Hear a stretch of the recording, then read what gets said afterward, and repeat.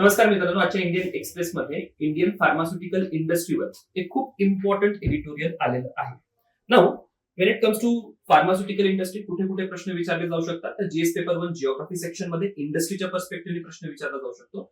GS paper 3 मध्ये economy आणि science take दोन्ही पर्स्पेक्टिव्हने या ठिकाणी तुम्हाला प्रश्न विचारले जातील. काय नेमका मुद्दा आहे तर लक्षात घ्या. आपण वारंवार म्हणतो की इंडिया वर्ल्डची फार्मसी आहे, पण इंडिया वर्ल्डची फार्मसी आहे हे तर बरोबर आहे. आपण प्रोड्यूस करतो व्हॉल्यूम मध्ये, पण आपले जे काही प्रोडक्शन आहे त्याची व्हॅल्यू आपल्याला खूप जास्त दिसत नाही. याच्या ठिकाणी नंबर दिलेले आहेत की India produces 60% of India's pharmaceutical product, पण त्याची जर तुम्ही व्हॅल्यू बघितली ती फक्त 6% आहे.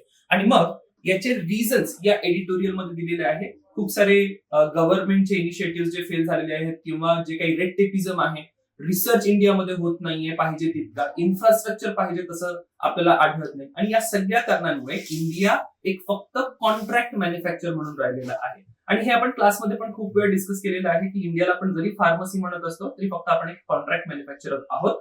तर मग इथे सोल्युशन सुद्धा दिले आणि हे सोल्युशन तुमच्या उत्तरामध्ये आलं पाहिजे. तर सोल्युशन बघा, या ठिकाणी सोल्युशन सांगितलेलं आहे टीम वर्क. म्हणजे वेगवेगळे जे कंपोनेंट्स आहे फार्मास्युटिकल इंडस्ट्रीला डील करणारे, ते सगळेच्या सगळे एकत्ररित्या काम करावे, तेव्हाच आपण व्हॉल्यूम वरून व्हॅल्यू कडे मूव्ह करू शकतो. अशा प्रकारे या ठिकाणी या एडिटोरियल मध्ये मुद्दे मांडलेले आहेत. तर नक्की वाचा आणि तुमचे जे या पर्टिक्युलर टॉपिक वरचे आन्सर्स आहेत त्याच्यामध्ये व्हॅल्यू ऍडिशन करा. थँक्यू.